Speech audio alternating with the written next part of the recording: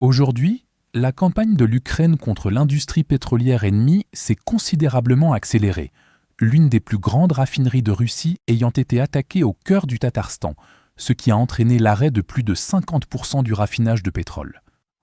Les forces ukrainiennes ont confirmé avoir frappé la raffinerie Taneko, à Nijnekamsk, à environ 1200 km de l'Ukraine, après que des habitants ont signalé un grand nombre de drones au-dessus de leur tête et des incendies à l'intérieur du complexe industriel. Taneko a prêté environ 17 millions de tonnes de pétrole brut l'an dernier et demeure l'une des raffineries les plus modernes et stratégiquement importantes de Russie. Des dizaines de vidéos prises par des habitants ont montré de la fumée et des flammes s'élevant de l'installation après l'attaque de drones d'aujourd'hui. Cette dernière frappe fait partie d'une campagne ukrainienne systématique qui a déjà retiré une part extraordinaire du système de raffinage russe de son fonctionnement normal. L'état-major ukrainien a estimé début juillet que les frappes avaient mis hors service 43% de la capacité de raffinage conçue par la Russie.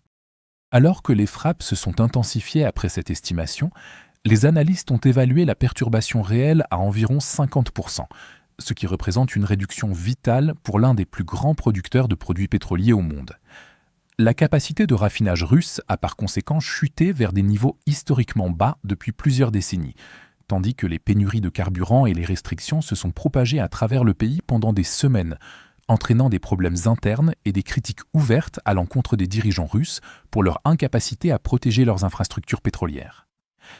Le mois d'août commence désormais sur un rythme encore plus agressif, car au cours de ces 10 premiers jours, les forces ukrainiennes ont attaqué à plusieurs reprises des centres de raffinage majeurs dans toute la Russie européenne. Syzran, dans l'oblast de Samara, a été frappé 2 fois, d'abord le 4 août, puis à nouveau le 8 août, avec des dommages aux équipements de raffinage, aux réservoirs et des incendies consécutifs confirmés par des images de témoins. Ilski, dans le kraï de Krasnodar, a également été attaqué, avec d'immenses incendies clairement visibles sur les données satellites. Des images de témoins oculaires ont montré des incendies brûlant à plusieurs endroits de la raffinerie de Yaroslavl, malgré les affirmations des responsables russes selon lesquels tous les drones avaient été abattus. Le complexe traite jusqu'à 15 millions de tonnes de brut par an et constitue la plus grande raffinerie du district fédéral central de Russie, fournissant du carburant à Moscou et à la région environnante.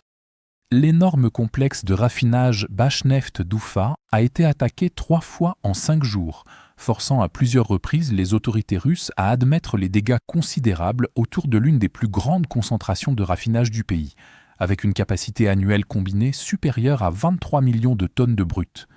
Saratov a également été visé, des rapports indiquant un incendie autour de son unité de traitement AVT6. Avec l'attaque de Taneko d'aujourd'hui, cela porte le total à 10 frappes de raffinerie en seulement 10 jours, soulignant la détermination de l'Ukraine à ne laisser aucun répit aux raffineries russes.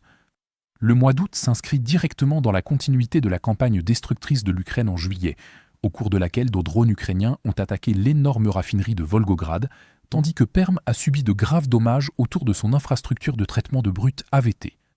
Ryazan a été frappé à nouveau et l'Ukraine a atteint Tyumen, à environ 2000 km de la frontière.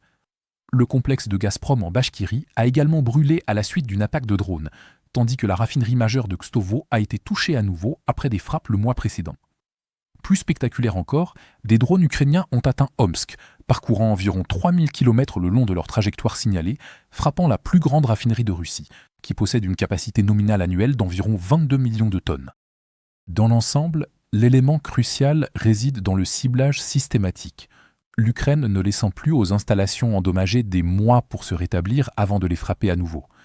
Les raffineries sont frappées semaine après semaine, parfois même des jours consécutifs, l'Ukraine empêchant la Russie de restaurer sa capacité perdue tout en aggravant les pénuries intérieures de carburant. Les équipes de réparation sont donc confrontées à des infrastructures endommagées, tout en sachant qu'une nouvelle vague de drones pourrait survenir avant que les réparations ne soient terminées. Les sanctions occidentales compliquent davantage le remplacement des équipements spécialisés, rendant chaque nouvelle frappe de plus en plus coûteuse. En conséquence, la Russie est de plus en plus contrainte d'importer des produits pétroliers raffinés en provenance de pays qui achètent habituellement son pétrole brut, peinant à réaliser des bénéfices et à combler ses déficits budgétaires qui ne cessent de se creuser. Saviez-vous que vous manquez la moitié de nos vidéos sur YouTube ? Chaque jour, nous publions des vidéos tactiques exclusives qui analysent les derniers développements sur le champ de bataille, des mises à jour stratégiques expliquant ce qui pourrait arriver ensuite, et des vidéos géopolitiques reliant chaque événement à la situation mondiale globale.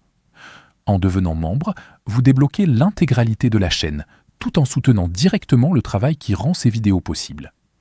Cliquez sur « Rejoindre » ci-dessous dès aujourd'hui pour débloquer toutes les vidéos réservées aux membres et vous assurer de ne jamais manquer nos mises à jour spéciales.